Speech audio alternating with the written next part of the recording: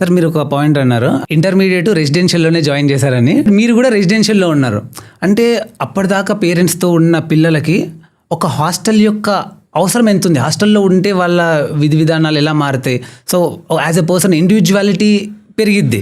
So హాస్టల్లో ఉంటే ఇప్పుడు పేరెంట్స్తో ఉంటే అది వేరే ఉంటుంది. హాస్టల్లో ఉంటున్నారంటే ఒక 10 మంది స్టూడెంట్స్తో ఉంటారు, వాడిని వాడే చూసుకోవాలి, ఎవ్రీథింగ్ ఉంటుంది. సో హాస్టల్లో ఉండాల్సిన అవసరం ఎంత ఉంది అని మీరు అనుకుంటున్నారు? ఈ స్పీడ్ కాలంలో ఆ 10th వరకు పిల్లలను కాన్సన్ట్రేట్ చేసి వాళ్ళు చదువుకునే విధానము ఇంకోటి మనం కొంచెం మనము మైండ్ పెట్టగలం వాళ్ళ మీద. ఇంటర్మీడియట్ తర్వాత వాళ్ళకు కొంచెం ఫ్రీడమ్ వస్తుంది. ఎప్పుడు ఇదే చెప్తారా మీరు, ఎప్పుడు చదవమంటారా, నేనేదో ఫ్రెండ్ ఇంటికి పోయినా అది ఇది అనే పరిస్థితులు బాగున్నాయండి. ఇంటర్మీడియట్ హాస్టల్లో ఉండి చదవండి అనేది నా సజెషన్.